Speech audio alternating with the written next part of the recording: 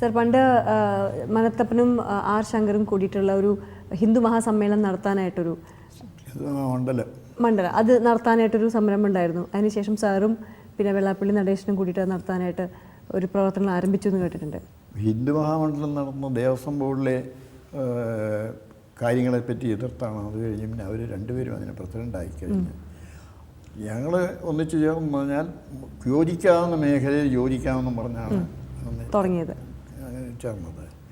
അത് യോജിക്കാൻ വയ്യാത്ത മേഖല ആണ് ദേവസ്വം ബോർഡിൻ്റെ അഴിമതിയുടെ പ്രശ്നം വന്നപ്പോൾ രണ്ടുപേർക്കും രണ്ട് അഭിപ്രായം. ഞങ്ങൾ വളരെ വ്യക്തമായ ജനറൽ ബോഡി പാസ്സാക്കി. ഞങ്ങളുടെ ഇത് ദേവസ്വം ബോർഡിലെ അടിമുടി അഴിമതിയാണ്. അത് അക്ഷരം പ്രതി ശരിയാണെന്ന്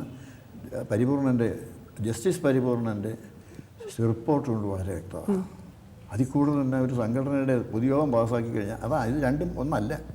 ഈ ഹിന്ദു മണ്ഡലം നിൽക്കാനുള്ള കാരണം അത് രാജ്യതാരന്മാർക്ക് ശരിയല്ല എന്ന് തോന്നുന്നുകൊണ്ട് നിൽക്കുന്നില്ല എന്ന് അദ്ദേഹം തന്നെ പറഞ്ഞിട്ടുണ്ട്.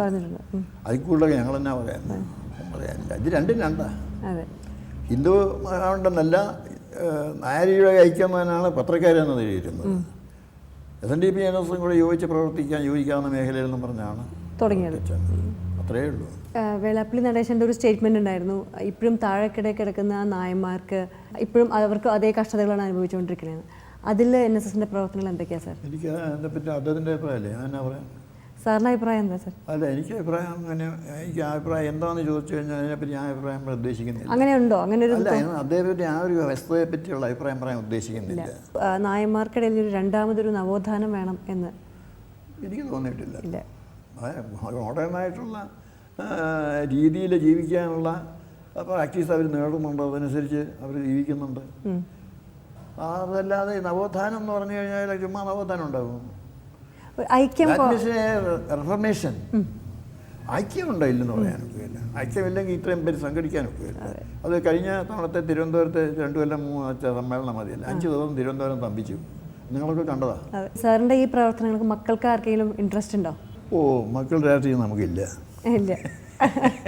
എനിക്ക് 3 ആൺകുട്ടികളാണ്. 3 ആൺകുട്ടികൾ. മൂത്തവനങ്ങ് ബോംബെയിലായിട്ട് തന്നെ 22 or 23 വർഷമായി. അവന് അവിടെ ഈ കെയറിൻ്റെ ജനറൽ മാനേജറാണ്. പിന്നെ രണ്ടാമത്തവനാണ് ഇവിടെ താമസിക്കുക, ഓർത്തോപീഡിക്സാണ്. പിന്നെ എൻ്റെ വൈഫാണ് പീഡിയാട്രീഷ്യൻ. അവിടെ ഇളയ മകനാണ് അവിടെ താമസിക്കുന്നത്. അവൻ എൻജിനീയറാണ്.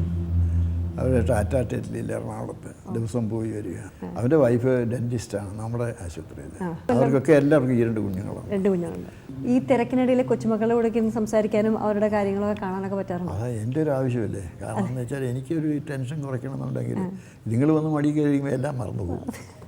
അത് ഇപ്പം അവിടെ ആയതുകൊണ്ടാണ് വരാഞ്ഞല്ലേ. ഇപ്പം നിങ്ങളെ കാണാൻ വന്നേനെ 2 തൊടയിലും വന്ന് കയറിയിരിക്കും ഓരോരുത്തരെ.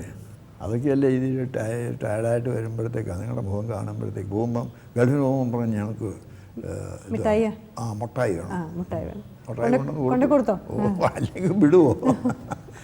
അതൊക്കെ 2 കൊല്ലം മുമ്പല്ലേ ഭാര്യ മരിച്ചത്? 2 കൊല്ലം. അതിന് ശേഷമുള്ളൊരു ജീവിതമുണ്ടല്ലോ എപ്പോഴും അങ്ങനെ കഴിയുന്നല്ല, വേറെ അറിയില്ലല്ലോ. അതെ, അല്ല പലരും പറഞ്ഞിട്ടുണ്ട്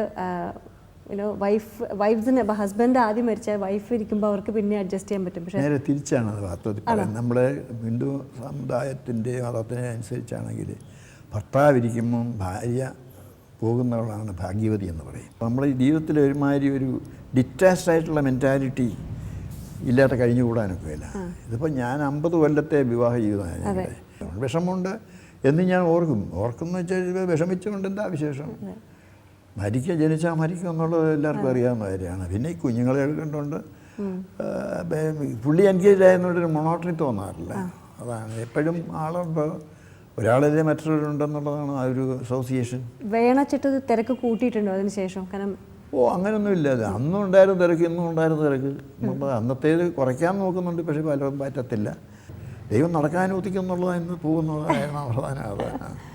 ഇതിൻ്റെ പ്രായം എനിക്ക് 78ആയി. 78 കംപ്ലീറ്റ് ചെയ്യുന്നത് ഈ സെപ്റ്റംബർ 3 കംപ്ലീറ്റ് ചെയ്തു. എൻ്റെ പുറന്നാണ് സെപ്റ്റംബർ 3. നാളെന്താ സാറിൻ്റെ? ചിത്തിര. ഭാര്യ ജീവിച്ചിരിക്കുന്ന സമയത്ത് ഒരുമിച്ചൊരു യാത്രയോ അല്ലെങ്കിൽ അമ്പലോ അങ്ങനെയൊക്കെ ഉണ്ടാവില്ല. ഒന്നിച്ച് ഞങ്ങളൊരു സിനിമ പോലും കണ്ടിട്ടില്ല എന്നുള്ളത്. ഇന്നേ വരെ കണ്ടിട്ടില്ല. ഒരു സിനിമ പോലും കണ്ടിട്ടില്ല. 50 കൊല്ലത്തെ ജീവിതത്തിനിടയ്ക്ക് എന്നെ പറ്റിയൊരു കംപ്ലൈൻറ്റ് അവൾക്കും അവളെ പറ്റിയൊരു കംപ്ലൈൻറ്റ് എനിക്കോ ഇല്ല എന്നുള്ളതായ ദൈവാധീനം. സിനിമ കാണുമെന്ന് പറഞ്ഞിട്ടുമില്ലേ? അതിന് അപ്പോൾ സാറിപ്പോൾ സിനിമയെ കണ്ടിട്ടുണ്ടാവില്ലല്ലോ? അങ്ങനെ കാണുമ്പോൾ 52 കൊല്ലമായിട്ട് സിനിമ കണ്ടിട്ടില്ല. 52 എന്നുള്ളതല്ല, ഞാൻ എൻ്റെ ജീവിതത്തിൽ സിനിമ പ്രാക്ടീസ് തുടങ്ങിയ പിന്നെ സിനിമയൊന്നും കാണാൻ പോകാൻ പറ്റാറില്ല. 55-ന് ശേഷം ഒരു സിനിമയും കണ്ടിട്ടില്ല. ടി വി വന്നപ്പോൾ വല്ലതിൻ്റെ മുറിയൊക്കെ ഇങ്ങനെ കാണും എന്നുള്ളതല്ല, അതും പൂർണ്ണമായിട്ട് കാണാൻ ഒക്കെയില്ല. ടി വി കാണാനൊക്കെ സമയം കിട്ടാറുണ്ടോ? ഓ, വല്ലപ്പോഴൊക്കെ കാണും. എന്ത് തരം പരിപാടി സാർ കാണുക? എന്തോ എന്ത് തരം പരിപാടികളെ കാണുക? അത് ചോദിച്ചാൽ WWE വലിയ ഇഷ്ടം. ഈശ്വര, WWE അത് ഉള്ള സമയം നോക്കി കാണും. അത് അർദ്ധരാത്രിക്കല്ലേ? വല്ല ഈ സിനിമ അർദ്ധരാത്രിക്കൊക്കെ ഒരു പകലുണ്ട്, 5 മണിക്കുള്ള, വെളുപ്പിന് 7:30 മണിക്ക്, രാവിലെ 7:30 മണിക്കുണ്ട്. അത് രാവിലെ ഒന്നും സമയം കിട്ടത്തില്ല. വൈകുന്നേരം വരുമ്പോൾ ഇതുണ്ടെങ്കിൽ ചിലപ്പോൾ തുറന്നു വെച്ചാൽ ഇതാ. ഇന്നലെ മിനിയാന്ന് ബഹ്റൈൻ തുറന്നു വെച്ചപ്പോൾ ഇത് തന്നെ സാധനം. അത് കുറേ കണ്ടു, ഞാൻ ഉപയോഗിച്ച് കിടന്നു. പക്ഷേ ഈ ഒരാൾ ഇടിക്കുന്നത് കാണാൻ എന്താ രസം? എനിക്കൊരു രസമില്ല. കാണുമ്പോൾ ഒരുമാതിരി ഒരു നോൺ ഫങ്ഷനിങ് ആറ്റിറ്റ്യൂഡ് അതിനോട് അടിക്കുന്നു, കൈവച്ചു കൈകൊണ്ട് ഇടിക്കുന്നു എന്ന് പറഞ്ഞാൽ അതൊരു മാൻലി പവർ കാണിക്കുന്നല്ലേ. അണ്ടർടേക്കറൊക്കെ ആണെങ്കിൽ 6 അടി പൊക്കമുള്ളവനാണ്. അവന് കൊങ്ങാക്കി ഇടിച്ചിട്ട് എടുത്തിട്ട് മാക്കാച്ചി എറിയുന്ന പോലെ എറിയുന്നത്. ഈശ്വര, അതൊരു രസമാണ് കാണാൻ. അല്ല, ഏകദേശം നമ്മുടെ ഈ ഒരു WWF ഒക്കെ തന്നെ അല്ലേ മന്ത്രിസഭയിലും ഇങ്ങനെ ഇപ്പോഴത്തെ രാഷ്ട്രീയമൊക്കെ? അത് ആ മിടുക്കൊന്നും ഒരു തെളിവില്ലല്ലോ.